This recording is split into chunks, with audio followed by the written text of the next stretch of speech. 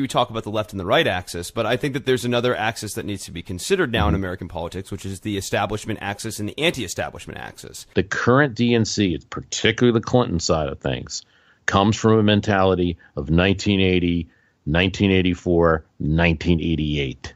Loss, loss, loss. I think it is the thing that Trump has done effectively, which is he promised a tangible. He promised a wall. Now, whether or not that wall gets made is a discussion for another day, but there is a tangible promise that someone can hold in their hand.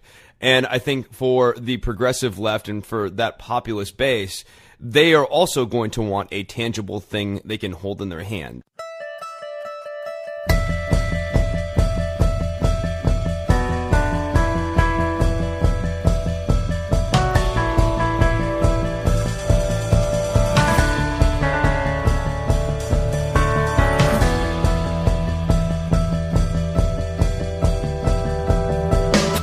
My guest today on My History Can Beat Up Your Politics is a voice that will be familiar to my listeners, Chris Novembrino of Don't Worry About the Government. I have been on his program several times, and now he is on mine as a political analyst. Now, Don't Worry About the Government is at www.don'tworry.tv. The other thing that Chris Novembrino has done is the theme for My History Can Beat Up Your Politics. If you like it, and if you have a podcast that you need music for, why don't you give him a ring over at don'tworry.tv? He's awfully good at it. Joining me now, Chris Novembrino. Thank you so much for having me, Bruce. It's my pleasure. Oh, great to have you on here. And I think we're going to discuss a bit about the left. I think that with everything going on in the politics, we have a GOP Congress, a GOP president.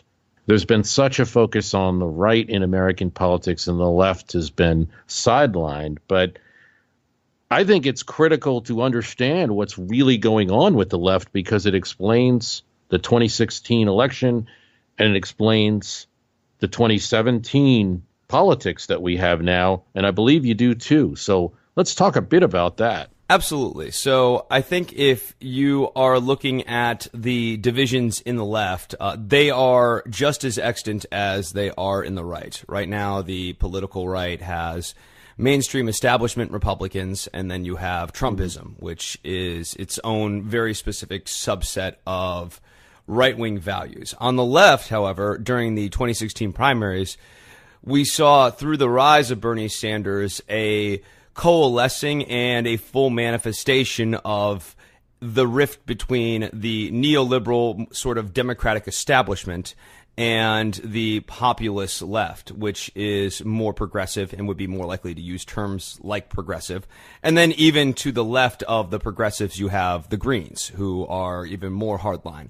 But the progressives and the left, and this is what I think is different from years past, are now at a point where they are moving to things that they are becoming non-negotiable on. So the Democratic coalition has to thread this needle, in my opinion, of how do we create a coalition that is both the neoliberals and the progressives and keep the progressives on board in a meaningful way, because you could see that coalition get broken apart in another election, and then they lose in 2020, and that would be terribly embarrassing. I think there was a Philadelphia moment, call it what you will, where there was this huge crack in the party at that DNC convention in Philadelphia, and what we might have saw was like an Instagram filter put on the party, maybe like I don't know whether it was Juno or one of the others, where you didn't see the divisions because they weren't allowed to be televised, but you had little hints, like the California delegation, which was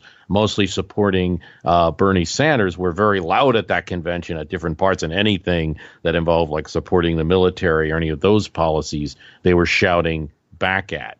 And while there was a platform etched out, it was pretty clear that not all the left was unified in their support of the candidate, and that reflected in the total. Now, it wasn't like 40-60%. I think it was more of a 90-10 thing. But that 10% or 15%, whatever it was, of, say, Sanders voters that didn't support Clinton in some of those critical states, you know, might have had a big impact on the outcome.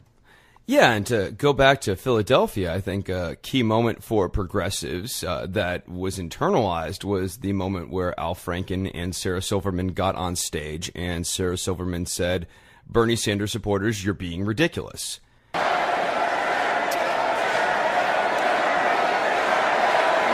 Hillary. Unity. Hillary. The Bernie, can I just say to the Bernie or bust people, you're being ridiculous. And this is after, Bernie was sort of backburnered in terms of speaking at the convention. And I think a lot of Bernie Sanders people felt as though they weren't going to be heard. And I think the other mistake there for the Democrats sort of long term is that Al Franken, in my opinion, is one of the few guys that the establishment Democrats have that can offer stuff that would appeal to the progressive populist base, like the fact that Franken's willing to mix it up more. But he's now been sort of saddled with that moment. I don't think it's, career ending or anything like that, but it's something that could be a bit of an albatross. Yeah, that's a very interesting point that you just made. That's why it's good to have you on as the don't worry about the government kind of political analyst, because I think you see things from a different point of view than even I might. I'm a Gen Xer, you're a millennial, but it's not just that. Because even that Sarah Silverman moment, I remember watching coverage. I looked at the moment and I said, you know what? That's great in a sense. Like, she summed it up succinctly. For someone like me, I'm a little bit older, maybe. I've seen politics. I've seen a history of politics. Political campaigns go bad. Shouting at a convention is just not going to lead to the outcome, because after this convention is done, another part of the election. So there's an interesting dynamic. But I also certainly got that feedback as well, that after the event, the reaction was livid for a lot of progressives. It also could be a media difference. Like on TV, that ridiculous moment is a really good moment. Like, shut up, you're being ridiculous. TV has a way of kind of ending debate because only one person's on the TV at one time. Social media is not like that. You hear the backlash. Yeah, and that's where the progressive left is the most active. So in addition to sort of the progressive left that has existed on Twitter, in the 2016 election, we saw the rise of what is known now as, I don't like this term, but it's called the dirtbag left. And I think a better way of thinking about them for your listeners is this is a generation of socialist-leaning leftists who are very inspired by Howard Stern. And I even think there's a bit of a regional element to it, that they are largely Northeastern, and that is where the dirtbag left movement originated out of. But these are a group of people who I think are going to be very hard to reason with, and when you tell them they're being ridiculous, they're going to respond with some profanity that I probably shouldn't say on your show. But I do wonder, what do you say? Do you say nothing? If you're the dirtbag left? No, if you're the DNC at this moment, what are they? How do they tackle this one? Because it appears like if they say nothing, then there may be a set of issues that they objectively are looking at and saying, well, if we can't run with these issues, we're going to lose the election. It's too far left for us, or it's not even really matching the majority of our voters. But if we don't say anything, and things continue. For instance, like it's not normal for at a convention, at least not a modern convention in the 21st century, to not support the candidate, right, running. Like it or hate it, the conventions have become kind of like TV support events. So any opposition is magnified to 1,000, 10,000 degree. This wasn't true in the 1940s. It was expected in those conventions that there would be fights, and you didn't have like Eisenhower picked over Robert Taft in 52 or Stevenson picked in 52 until a long and drawn out debate among the principals. But in modern elections, that was supposed to be a coronation for Hillary Clinton, and again, the media will pick up on any little opposition. So I think that's the challenge. Like, what does a party do in this set of new politics? Well, I think that you bring up an interesting historical point then, because I think that what the left wants is a spot at the negotiation table, and what they felt they got was a coronation ceremony for Hillary Clinton over many months. Because the sort of conventional wisdom going into 2015 is that the Republicans were going to nominate probably Jeb Bush, and the Democrats were almost certainly going to nominate Hillary Clinton. Right. And so for the left, and also I guess for the Trump base, there was this sense that they had been sidelined once again, and the Trumpism wasn't going to allow that. And on the left, I think they saw what was happening on the right. And then, you know, the elephant in the room here, but what I don't think can be ignored in the history of this is that the Russians, in releasing the DNC emails and sort of showing what was going on internally with the Democrats and how they were tilting the election in favor of Hillary Clinton, or the primary process in favor of Hillary Clinton, they were adding fuel onto the fire. You know, and that's of course part of it, and I think that's a key consideration, that if we're going to, you know, if you're looking at what happened in 2016, there's a lot of narratives out there. You know, the absolute Trump campaign view would be that he campaigned harder. He campaigned in states that Hillary Clinton ignored. You know, he was on the plane to Teterboro each night, but he was out campaigning all day. This kind of thing. And then he had a message that resonated with the Rust Belt and those arguments. There's another argument that, it was just so close, and, you know, Hillary Clinton just narrowly won, but it was because of the Electoral College. But there's also this split on the left. And the split on the left certainly was accelerated by the WikiLeaks release, which, as you say, I mean, we know, I think it's fairly well established that Russians were involved with it. It was Julian Assange, but how did he get it? You know, with the exactly. I don't want to get lost in the weeds in that, but yeah, you could do a podcast if we needed to connect that, but I think it's pretty well established. And I think that's an important consideration, because that moment. And from what I've heard from the few Clinton campaign staffers who have talked about 2016, that moment was huge. Not the actual release, but when it was released and indexed, and the big release, and the specific emails pointed out by Julian Assange, like read this one, read this one, read this one. I think that was the moment that was devastating for a campaign, because you saw a shearing of two sides of the left. And so I think, to go back to your historical example, what was probably called for at the 2016 Democratic National Convention was something more like a negotiation to try to make sure that these Sanders people, although they lost, didn't feel as though they were being told to sit in the back of the bus. And I think that the optics coming out of the convention didn't achieve that.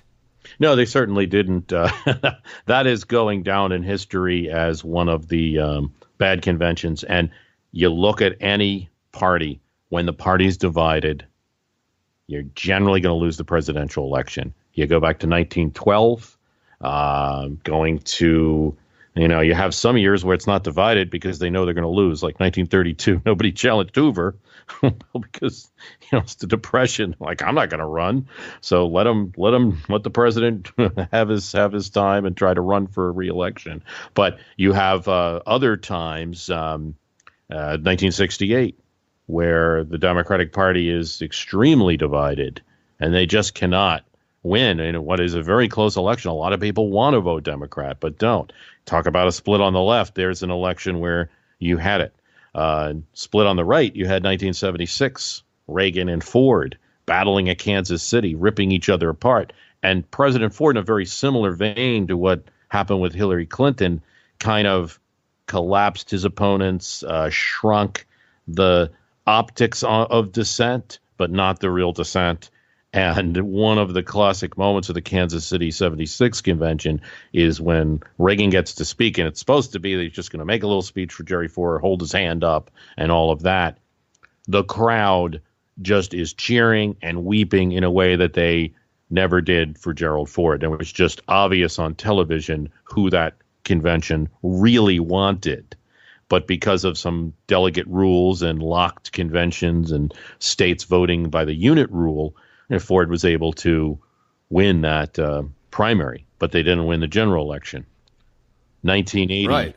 very similar situation, I think, to 2016, probably the most analogous, where you had a very left-leaning candidate, Ted Kennedy, wanted to run on traditional Democratic left-leaning issues, ran against Jimmy Carter, who he felt was too far to the right. Today we see Jimmy Carter as this kind of progressive guy, but they have to remember, going back to 1980, within the Democratic Party, within labor circles, he was seen as and within Congress, Democratic Congress, he was seen as a more right-leaning Democrat.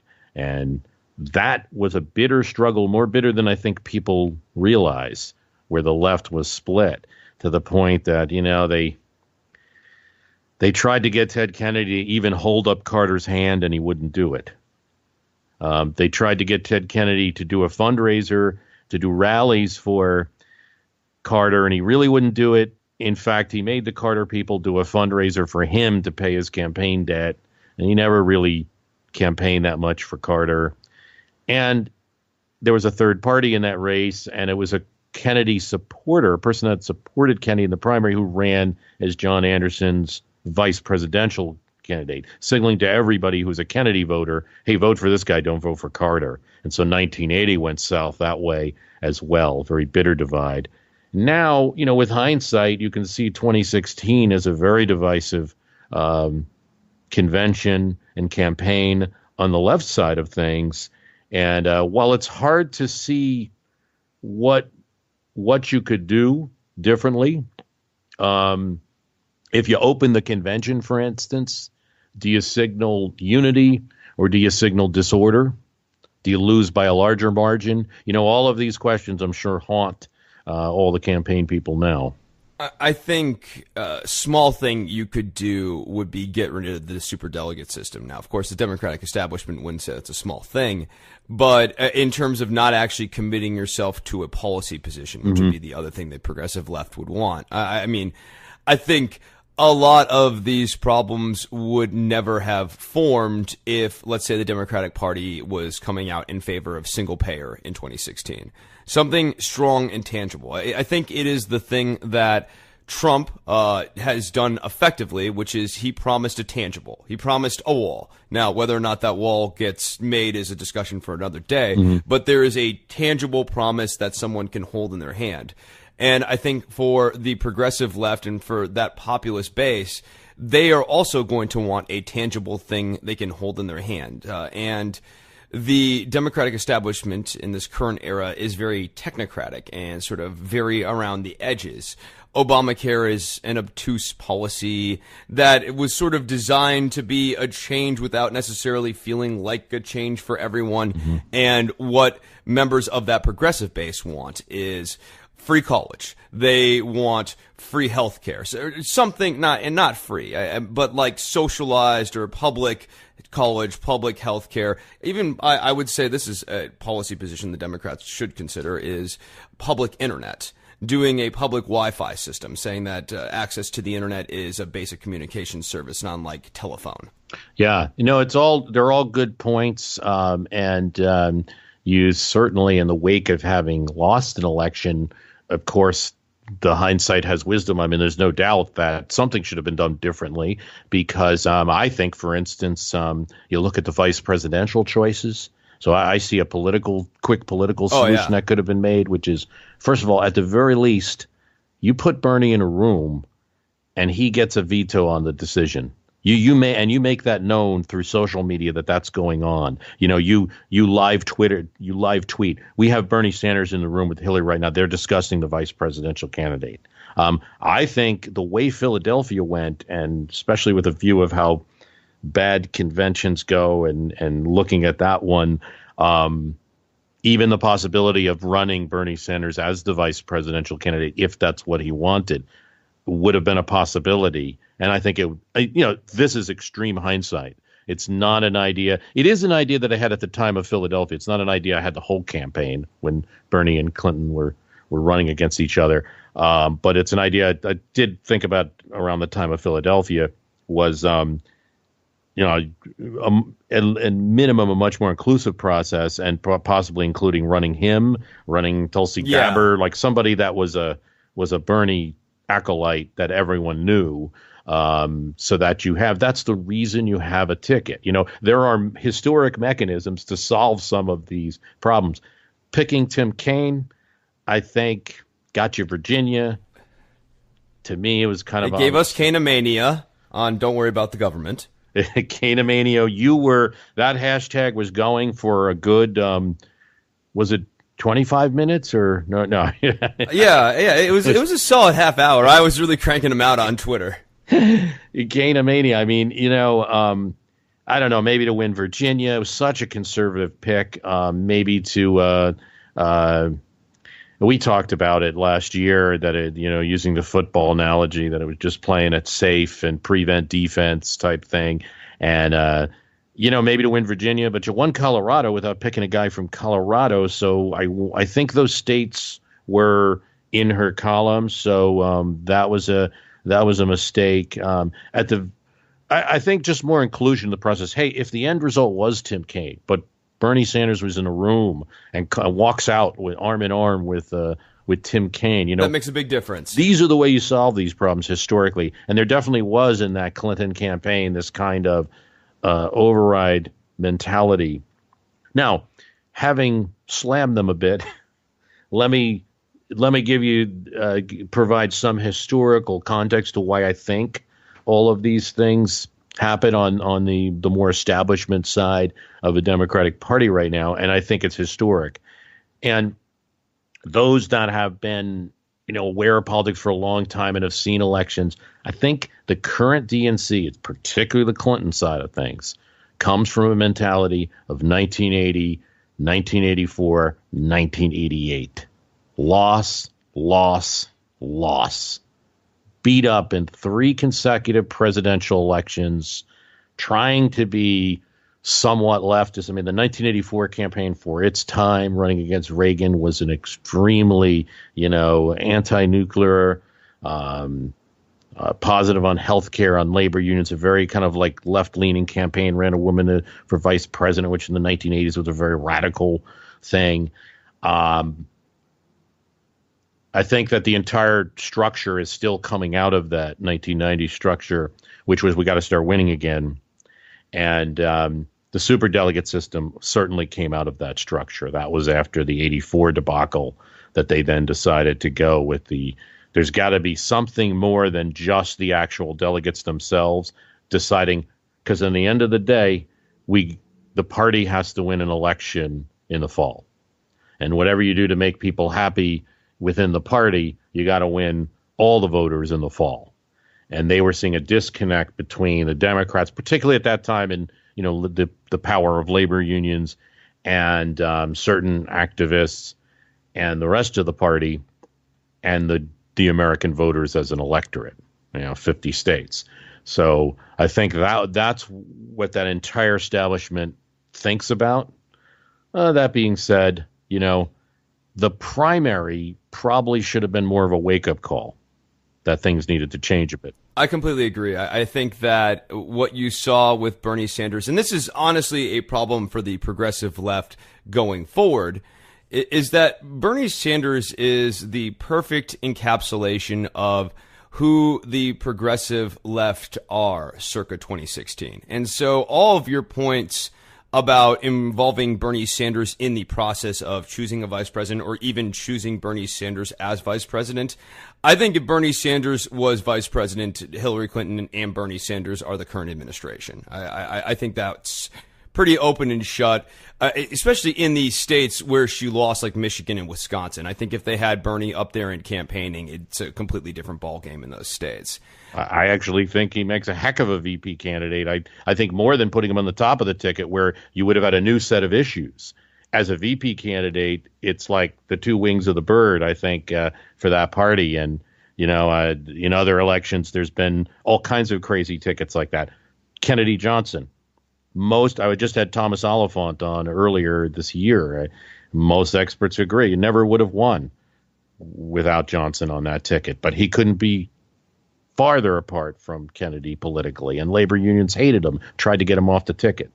But that's what you do in parties, and yeah, it just seemed like 2016 it's wrong. It's the idea of a unity ticket, right? And that's the concept at its best. The unity ticket is meant to make people who would vote for that ticket feel that someone on that ticket represents their point of view in the world, and that there will be a debate. And obviously, you would rather have your person, your preferred candidate, at the top of the ticket.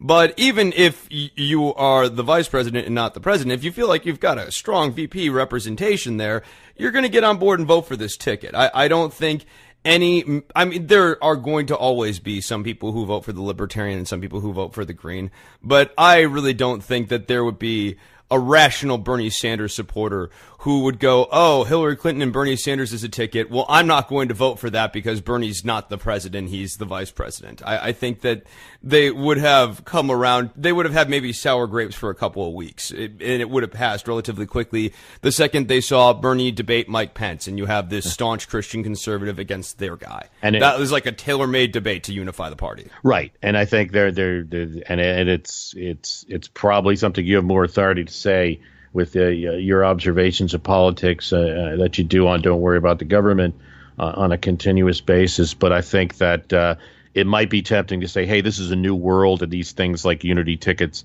don't exist. But I look at it with my usual history lens, and I just see it as, hey, these are historical mechanisms that were used in the 1920s, were used in the 1800s, was used in 1960, and yes, even with Carter Mondale in 1976, Carter was seen as a Southern governor, a little more conservative. Mondale was a liberal senator from Minnesota. These mechanisms exist, and I think it would have been appealing in 2016. And they would have found that those votes in Michigan, we'd have Bernie out every week campaigning instead of just once in a while. So I think that, and then there would have been a seat in the process, because not only do you have the possibility that a vice president could become president, I mean, that's probably not the one to focus on too much, but just being a seat at the table, it's particularly today, a vice president's very powerful. And that was a missed opportunity. I think just some of the signals that the Clinton campaign didn't read right during the debates, that this was more than just policy debates between Sanders and Clinton. Maybe on the debate stage it was, but in the Twitter debates and in the social media debates, it was much more about character, but a kind of left character, about corruption, about Goldman Sachs speeches, about money and things like that. Yeah, I mean, I think there is definitely something to that, because the fact that Hillary Clinton had baggage made people look at Donald Trump's baggage not in a way that I think they would have looked at it if it was just Donald Trump in a vacuum. Like if we were just actually doing a moral assessment of this guy's character, I think people would have made a different rendering on it. And I guess if you look at the popular vote, they did.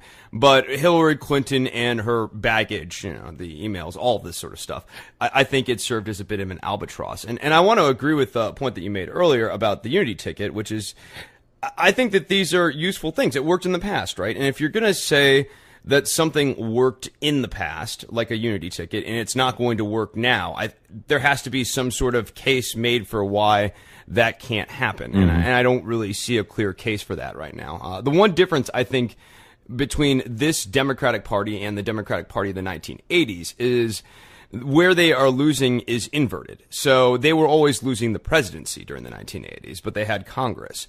And now through gerrymandering, they're always losing Congress. But, I mean, theoretically, they had the presidency 3 times in a row. I mean, obviously, Hillary Clinton didn't win the Electoral College, but she won the popular vote. I'm not saying that should make you president, but I think that there's certainly a case that if she had done a handful of things differently, she wins the presidency. So I think that their issue is not so much on the presidential side, on the national side now, as it is on the congressional side. And so that creates a new set of problems that are different. Yes, and the Democrats, had the Congress from 1954 to 1994, had the House completely. Now, it's you have to be clear that it was a kind of different type of Democrat. It was a Southern Democrat that were leading the party. They would rotate the speakership between North and South just to just how evident it was that the Southerners were important in the Democratic Party. You had a very conservative Congress, but it still was a Democratic Congress. And I think where you saw that was during the Reagan presidency. Yeah, they'd lose some votes. But if Tip O'Neill said this is a party line vote, as he did, for instance, on some of the anti-Contra votes, in other words, you cross me, you're crossing me, and you'll be punished.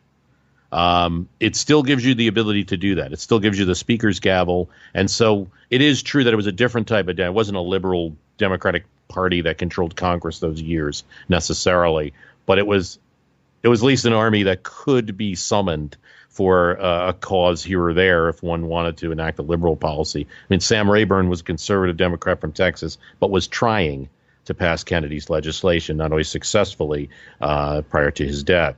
And that's what you got. You know, he would go visit Kennedy and say, well, I got the votes for this, so I don't. But Democrats benefited from gerrymandering at that time. Gerrymandering's gotten more intense. The computers are better. The maps are better. The knowledge of it and the will to use it is stronger. But they certainly did gerrymander California during the Reagan years to get a state that voted for Reagan to give a majority to the Democratic House. But now, obviously, that's gone the other way. So that is challenging for them. I agree that they probably should have won this 2016. Probably should have been a Democratic win. Another factor is a huge vote for third parties, too. And it kind of shows the weakness of that it wasn't really a Republican ticket win necessarily, but just didn't want to vote for Clinton. And some of that came from the left, notably the Jill Stein. I mean, what do we see in the future for that particular group? Those, what was it, maybe 1 million voters for Jill Stein? Yeah, the Greens. They're really interesting, and I think Jill Stein is a very interesting figure that we're going to find out more about here in the coming months and probably years as this Russia investigation continues. But her strategy was different from third-party candidates of the past, and honestly different from any sort of strategy that I would advocate for a third-party candidate to try to get to federal matching funds. Jill Stein chose to take her campaign largely into battleground states. She was in Wisconsin, she was in Michigan, she was in Ohio, she was in Pennsylvania. And I thought it was a very curious strategy if your goal is to arrive at 5% in the popular vote for federal matching funds, because you would think that someone like Jill Stein would be more predisposed to go to Washington, Oregon, California, safe blue states, New Mexico, where you know that there are more liberal voters, and it's much easier to make the pitch of, hey, the state's already going to vote for Hillary Clinton. You don't have to have Trump guilt on your hands. Just come and vote for me. Jill Stein took a very different approach, and so I think she was disruptive.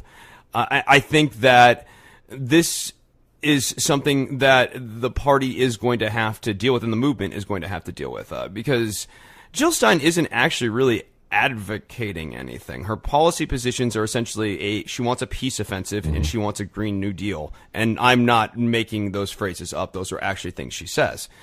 So I don't know how you go to a negotiation table with someone like Jill Stein and promise her a peace offensive. Like, I don't even really know what that would entail.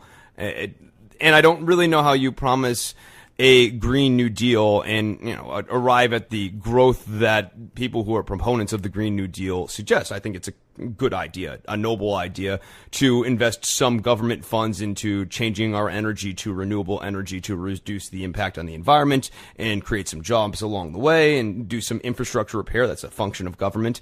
But the idea that this is going to save the economy is not very likely. But this is a difference between the Democratic Party that we're discussing from the 1980s and their internecine fights versus now. Carter versus Kennedy is essentially the North and the South, and also sort of the left and the right of the party, epitomized by Carter and Kennedy, having a fight about how the establishment is going to go. But you didn't really have like the socialists of the late 1970s and 80s with this meaningful seat at the table or a increased voice. Whereas now, I think with HRC, Hillary Clinton, and Bernie, you have like the establishment versus the populism wing of the party. And I think it's different. I mean, really, with someone like Jill Stein, I think that probably the best strategy is to marginalize her. I mean, I would do a concerted negative political campaign against her. Well, I think that for putting my political strategist hat on, for the DNC firm, I mean, I think that absolutely they need to take this threat seriously if they want to compete, or they're just going to get steamrolled. They're shearing at the left. And I do agree, by the way, with this is a little different from the 1980 in the ways that you mentioned. There were all kinds of things in that 1980 primary, like for instance, Carter's having gone through the Camp David Accords. It was a lot of people who were pro-Israel didn't like it. He thought he pushed Israel too much, and that helped Kennedy in states, New York and some other states. There were a lot of little things going on in that primary. It is interesting what you say, that and now there's kind of like a socialist left versus the establishment DNC. And I also agree that there is a contrast there with history, because in the 1980 election, some of the policies might have sounded similar, because very much there were people on the left at that time for a very much like a Medicare for all, or single, what we would call now single payer, or extreme health care programs, big increase in government funding for all sorts of things. There you had the energy crisis, so it was big on energy subsidies for not just poor but middle class people, and issues like payroll tax cut that now had already was done for several years, but was radical back then. But I think the difference is that Kennedy would have still been a viable candidate going into the 1980 election against Reagan. He wouldn't have been the socialist candidate. Like, these ideas were less radical at the time, so they were like a legitimate part of the kind of the political sphere instead of being seen as kind of fringe. Now you have, and that's some of the Clinton drift, like when Bill Clinton took over the party in 1992, and you had what's the Democratic DLC? Yeah, DLC, right. The DLC. You have the DLC take over the party, and I think you bring up this interesting point, which is that it drifted the party rightward, and triangulation was a term of art inside the Clinton administration. And I think all of that led to the sort of new DLC style of Democrat, which is actually a bit to the right of where the party generally has been. Now, at the same time, of course, you have had Rush Limbaugh and Fox News and a number of different media figures starting to talk about how the Democratic Party is more left than ever. But I think if you're actually looking at the policy positions, the Democratic Party is actually not more left than ever. And that is sort of at the core of one of their problems. What you have now with the people you would call maybe socialism curious is really people who are interested in a lot of Democratic policies circa 1980. Yeah, I think it's the Clinton example is very interesting. He comes again out of that even more 1988, where he almost ran model, and particularly after that election where he yelled at Dukakis on the phone, like, you got to hit back, like, these guys are killing you. He saw the battle. He saw the way Reagan had moved the political center, and he adjusted to it. And that's not a choice that I believe a lot of today's younger, but not just younger, because it would be a mistake to say Bernie supporters are all younger. All you have to do is go to a rally and see that's not true. But a good chunk of the younger Democrats feel this way, that those choices aren't acceptable. Now, contextualized, those were choices made in the environment that he was in, and he used it to defeat an incumbent president that had been very popular. It was a bad economic time, but it wasn't the worst. Things were actually getting a little better towards the tail end of the election. And he won, I think, because the Clinton ideal of politics was a reach out to the suburban middle, and a set of policies that were designed to be democratic, but not just helping cities, although the Clinton administration, you always get an increase in funding for cities with a Democratic administration. It was aiming at suburbs, maybe the base being in the cities, but aiming at suburbs and small things like family leave. And one of the amazing discussions that Dick Morris, who used to be helping out Clinton, he said that Clinton was like, are they giving me credit? You're doing these polls. They giving me credit for creating 10 million jobs? He said, no, they don't believe that. What they like is family leave. It's like, family leave? We passed that in the first week. Yeah, that's what they remember. Little policies like that. So I think, but that's changed. And I think you saw in 2016 is that the left looked really different, but you had a candidate, obviously the wife of Clinton. So she's looking at things from that perspective and running the kind of same game. One of the things that I was even blind to as an observer of the 2016 election, really until afterwards, was just that the time difference, because the 90s for me were still a much more real political time that I was aware of things involved in. But for a lot of voters, that younger voters particularly, the 90s they were not really politically aware or not as much. And one of the analogies that I really didn't think of till after the election is running Hillary Clinton was not unlike running Hubert Humphrey in the 1988 election, which people would have thought, if he was alive, people would have thought it was bizarre. You know, you're running a guy who ran in 68. Now, she wasn't running, but she was the wife of Bill Clinton running in 96. 20 years later, you're running the same name. And I think for maybe people my age, didn't catch on to that fast enough. You know, and I think it is something that may have been underpinning a lot of people's psychology, because there's something else happening in the electorate, too, that I don't feel has been properly diagnosed yet by people in the media. And I'm still trying to work through it myself, which is this phenomena that happened with people not unlike my parents, who are, I kind of libertarian-leaning Republicans. Yeah, I guess it'd be moderates. They're socially liberal but fiscally conservative. And they were actually leaning towards Bernie, and they were going to vote for Bernie to the point where they attended Bernie rallies and had Bernie signs. And then when Bernie got shut down and he lost the primaries, they reluctantly voted for Trump. And it was basically built around this notion that the current political order is not servicing people. And they thought, and I've asked them to try to articulate out their thinking on this, they really believed that Trump would sort of be this shock to the system that would be constructive and not destructive. Oh, I've heard that. I know many Bernie to Trump voters. Certainly, I've heard this before, and it's a very similar vein. Shock the system, shake up Washington. Well, it's getting shook, but... So what do you think about the shaking? I haven't really gotten a chance to pick your brain on this. Yeah, the current situation in Washington. It's chaotic. I was actually just doing another cast before this, and we were talking about the same thing. And I still, hold to the history thing, that history is useful, because even though things are a little crazy, particularly because, look, I mean, you have a person whose goal it is to be a little different, crazy, if you will. He wouldn't use crazy, but to shake things up, to not use norms. So I think sometimes the TV news, cable news particularly, it's like, oh my God, this is so crazy. Well, that's exactly the strategy. So what did you expect? I don't think it's particularly effective to the goal. I think you have a president who's mostly playing to that base, who actually likes being 37%. I mean, it would be a disaster for any other president. I mean, when Nixon got down there, when Obama started to touch this, when people didn't feel like the economy was getting much better, these were disasters for these presidents. Clinton would have had a war room meeting if he got down to 37, or it's the times that he got close there. For this president, I think he's comfortable there.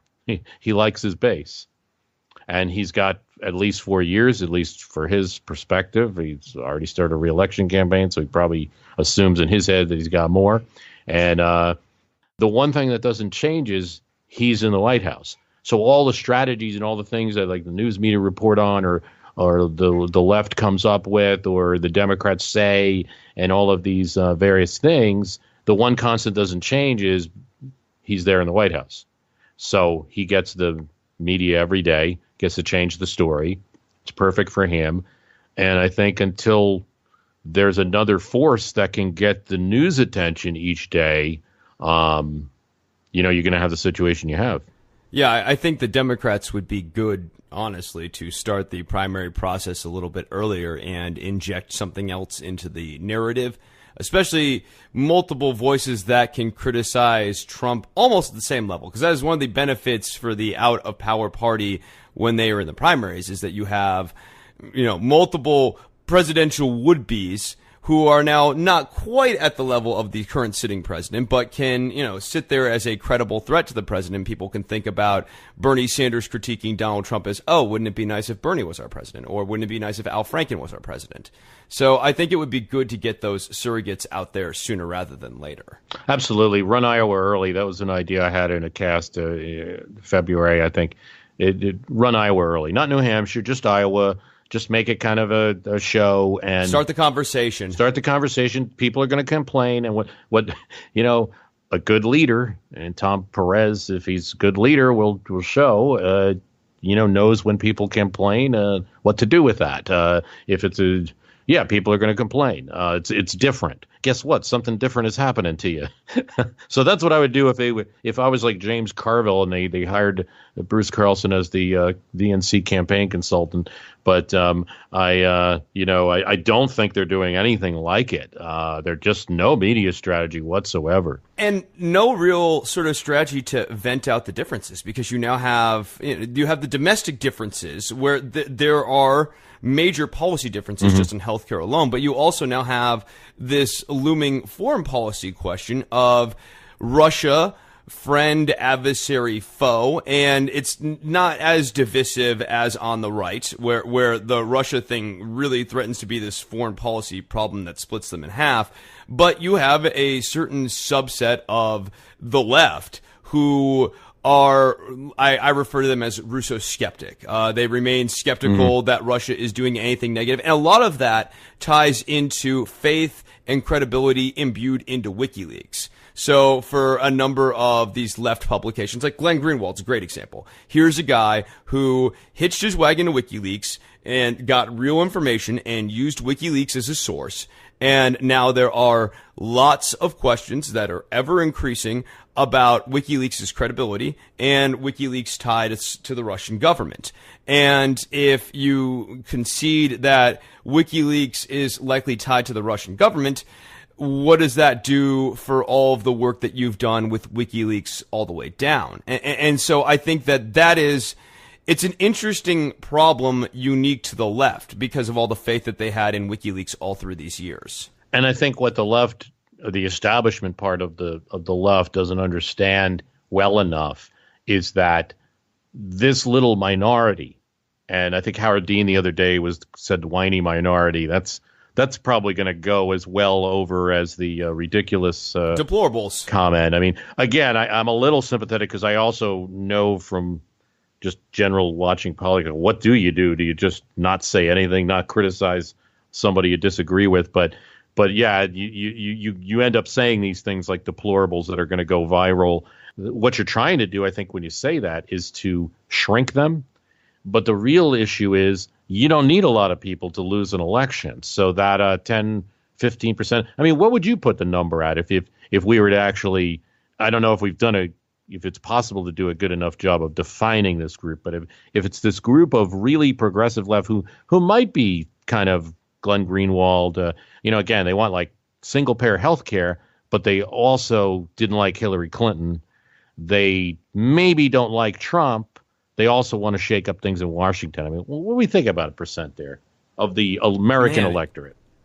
Of the American electorate, not of the Democratic Party. Oh, you could say the Democratic Party. I mean, people could do the division. Maybe it's easier just to say of the Democratic Party.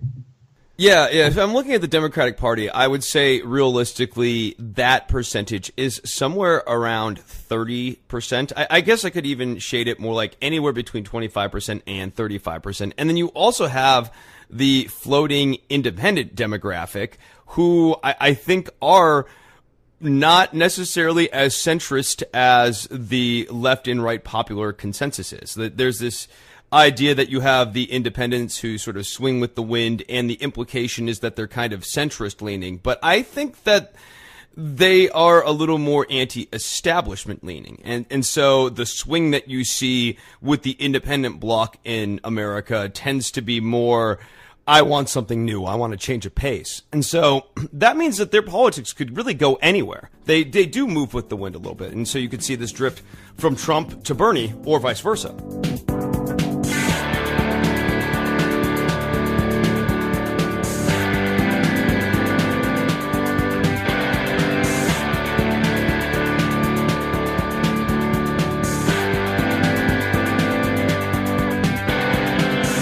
I'm talking with Chris Novembrino of Don't Worry About the Government. He's also quite a political analyst. And don't forget, he is the author, the creator of the theme song for My History Can Beat Up Your Politics that we play. So if you have any music that you'd like, let's say you have a podcast, I know many of my listeners do, you need music for it, go to Chris, www.don'tworry.tv. Focusing today mostly on the left, and just a little warning to listeners who might be a Trump supporter or more on the right. We're not ignoring you today, but maybe we are a little bit because we're just focusing on this side, because I think one of the important lessons that I don't hear a lot of discussion about, at least on TV media, is the split of the left that really was a big part of the 2016 election and still seems to be present.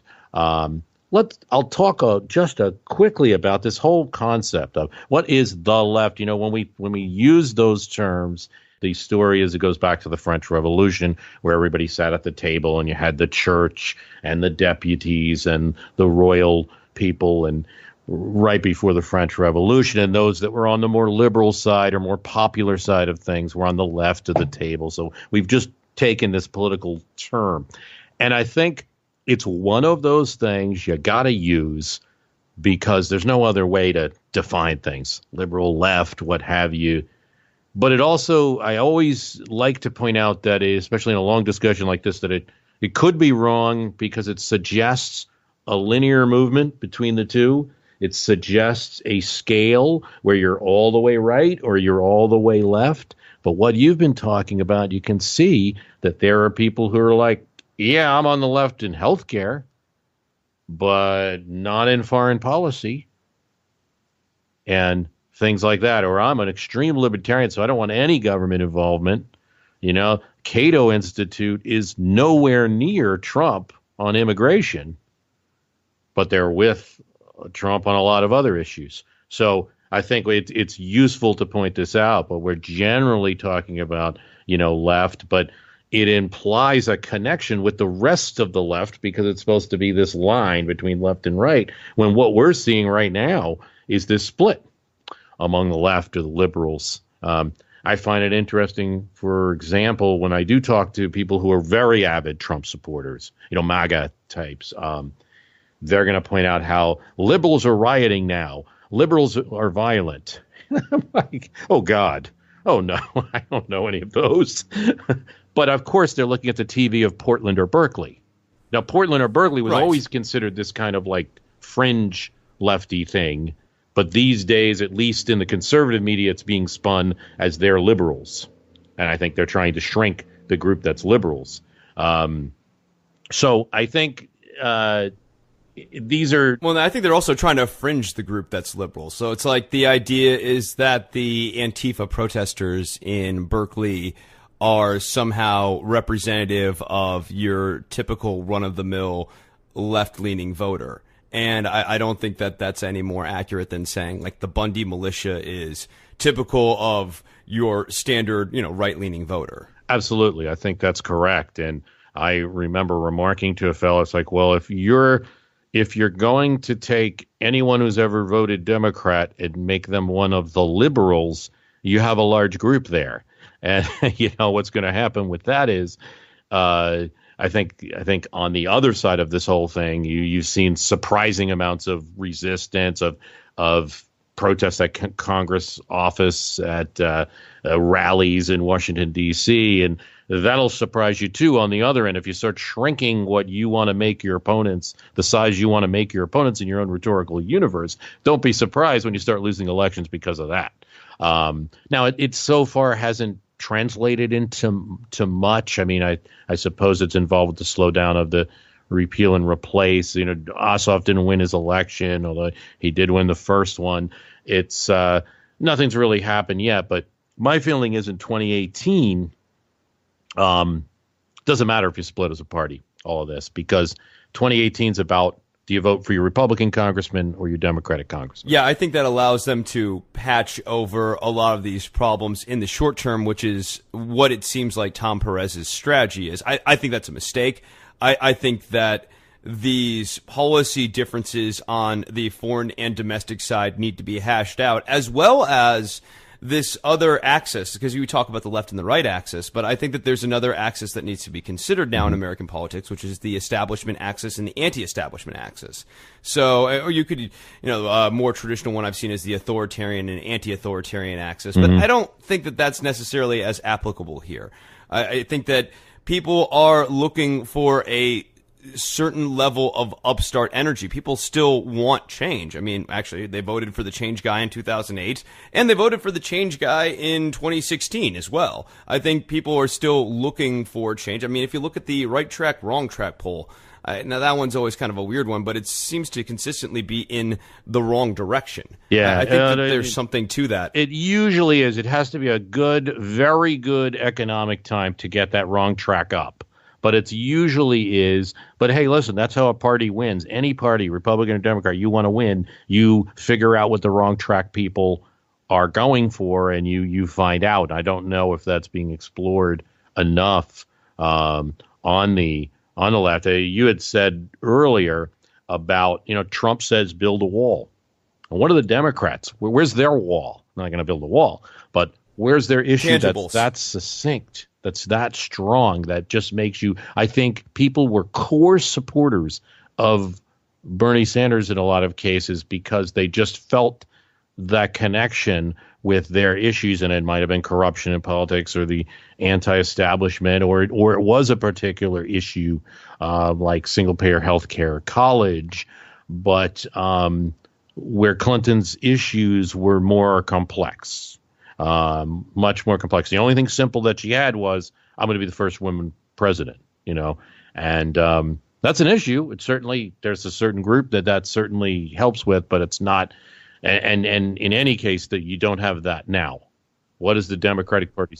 It doesn't help you going forward, right? So I think that there are two things that the Democrats have to be worried about here. So if the idea is we're going to run someone like Kamala Harris and kind of take that mantle of this will be the first woman president, and she's also African American as well. Well, theoretically, there could be a progressive candidate like Tulsi Gabbard who can make those similar claims of I'm a person of color and I am also a woman and I'm also a military veteran. And I think the other thing that the Democrats have to be worried about is, for lack of a better term, a nuisance candidate, not unlike Jill Stein, only this time actually inside the party. And perhaps that could be someone like Tulsi Gabbard. Do we really think she's just going to be silent? Yeah, I know. I can't see her sitting. No, she's going to run. She's got so many assets going into politics. I mean, I know there's a lot of people who dislike her, but of course, that's the two sides of the party. But I don't see how she remains silent. That's probably the strongest Bernie person. Other than Bernie himself, everyone keeps talking about he's too old, but I don't know. He's awfully old when he ran the last time. People, he's still incredibly popular. I mean, that's the other sort of elephant in the room is if the Democrats try to marginalize Bernie or say don't even consider running in 2020, and if any of that credibly gets out, let's say they start sending emails back and forth inside the Democratic National Committee again, and for some reason those emails leak out and they say we need to stop this nascent Bernie Sanders wing. I think that that's potentially disastrous. So the one thing I would definitely advise the Democratic Party is do this airing out process in the open. Let people see it.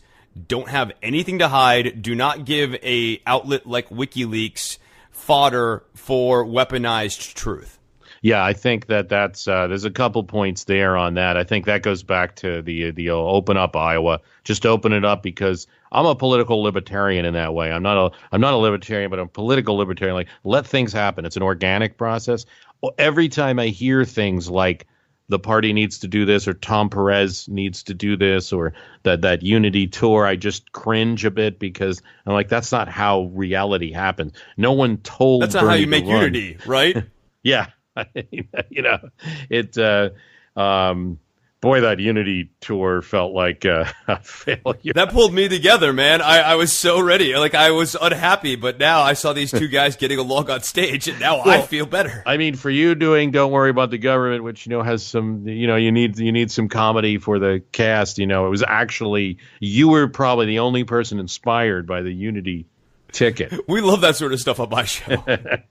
What I think before we close here, I think that the point, there's a good point that I've wanted to make about this WikiLeaks and the weaponized truth, and that to me was such a decisive weapon.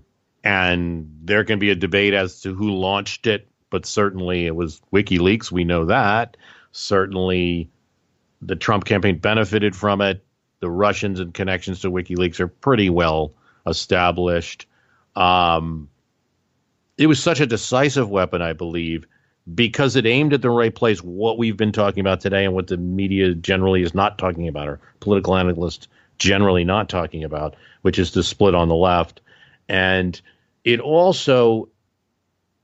split not just on issues, but on, the philosophers might say epistemology, like the how you get truth. What is your source for getting truth? And it may be generational. It might be those who have been in politics a long time, or who have been watching politics for a long time. I look at those DNC emails and I see your regular standard politics. I see a party that I know for decades probably has acted like that. Like, we have to win the election. We have to pick the best candidate to win in the fall. Then this isn't like a Democratic circus. This isn't it's not the idea to be this way. But I'm well aware that the exposure of those emails is so damning, especially for a group that's just entering politics or hasn't been around and doesn't care about party mechanisms. In fact, would probably like to see parties gone, and it's just so different. That's one difference, I think, between two sets of people. I also think the difference is the belief in reading emails that came from the source. So that's like ground truth. In this world of like fake news and difficult to understand, social media, all kinds of things, everybody has their own channel. That was like ground truth, as close as you can get. We know those were the emails of the DNC. We know they said those things. And the difference is that someone like me, I look at the first thing I say is like, yeah, well, they're releasing this. They're not releasing the other. So you're only seeing a portion, right? And I focus on the what's been released and the reason why only this was released. But that's not the majority of people. The majority of people are going to read those emails and not worry about why. How come I'm only reading this and not every email that was published by every campaign during the election? So there's a lot of fake being thrown around these days. It's a word that's getting used a little bit too much. In wrestling, there's a term called kayfabe, which is actually Pig Latin for fake. It's the idea of keeping this illusion up. And I think a lot of politics, and I view it this way, and I know a lot of people who are younger view it this way too, a lot of politics is BS. It's malarkey. It's artifice, and it's a lot of pomp and circumstance, and there is an illusion of democracy, not unlike the 2015 primaries, where it feels like, okay, we're going to have a primary process that's open, and theoretically anyone can run for president, but who's going to be the Democratic nominee? It's going to be Hillary Clinton, guys. This is a conclusion in search of a legitimization process. But I look at the emails inside of the Democratic Party versus this fake politics, and I sort of see the reality of the Democratic Party that I had always suspected. I had always had sort of peripheral circumstantial evidence, or, this thing sort of seems to indicate this and this seems to indicate this. And it sure feels like the process is tilted against Bernie Sanders, and he's certainly outperforming despite that. But then to actually see that in hard writing, I think for a less refined reader, it's enough to turn them off from the Democratic Party entirely. And I think therein lies the problem, is that you are right to go, oh, here's the issue that this is just a targeted release on the Democratic side. This is not being done just for the sake of transparency. There's something else afoot here. But then there's the other fact that this is still the truth. This is still who these people are. It's just unfortunate for them that when the mirror comes up, the reflection is something they don't want everyone else to see. Well, right. I mean, and I think that's the reason why it's such a powerful weapon right there, because it's ground truth and as close as you can get, no doubt. But I guess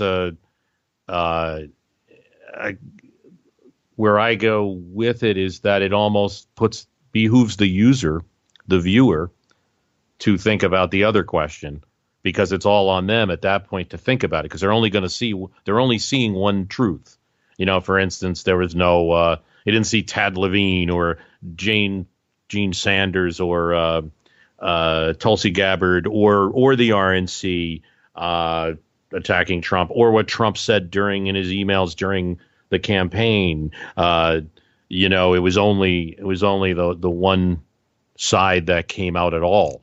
And because something's real, we obviously value it higher, and it's going to be a difficult thing for a difficult exercise for a good news reader or what have you. But it's going to be up to them to say, oh yeah, but I'm not seeing everything else that could be so damning, you know? So it's an interesting, look now. A quandary. Yeah. It's a quandary. It's a conundrum. It's also not as new as what people think, that WikiLeaks release. The entire Watergate scandal had to do with dirty tricks in politics and the release of damning information, sometimes fake letters. Like they would take a Nixon operatives, they would take a Muskie letter and have him attacking Scoop Jackson with a really, really nasty attack, like calling him a drunk or something on his letterhead, which again, there was like, you know, of course this was fake. This was more a fake news example, but and then Scoop Jackson campaign responds, not knowing it really wasn't Muskie. It was some trick. All sorts of things like that happen. Fear and Loathing on the Campaign Trail, 1972. Hunter Thompson is a great book for that.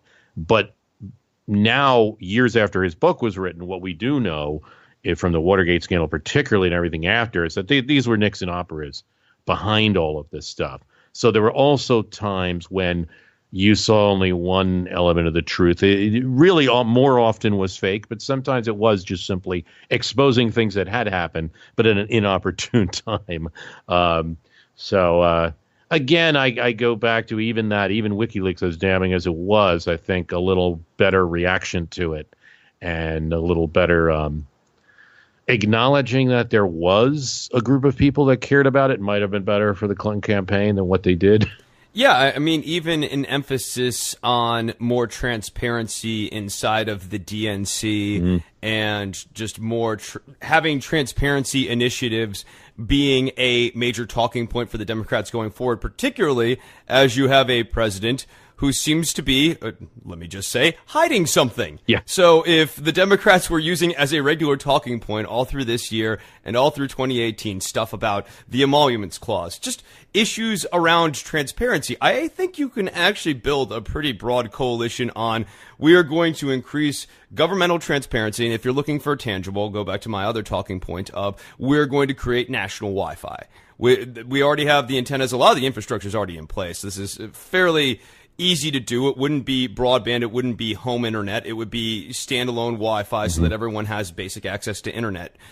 Those two talking points alone, I think, could get the Democrats a lot further than a better deal, which has the problem of being not good and not best, but better. Like, it's kind of like in between. Like, I feel like the Democrats have still very extant messaging issues that they haven't gotten their hands around. I think we could leave it there. Is there any point that you really wanted to say and I didn't give you the opportunity? Well, I have a question for you. You said before we got on the air that you thought Trump was going to make it all 4 years, and I don't think he is. So I want to know why you think he's going to make it all 4 years. Listeners to the premium cast of My History Could Beat Up Your Politics, or Don't Worry About the Government, will hear the answer to that question.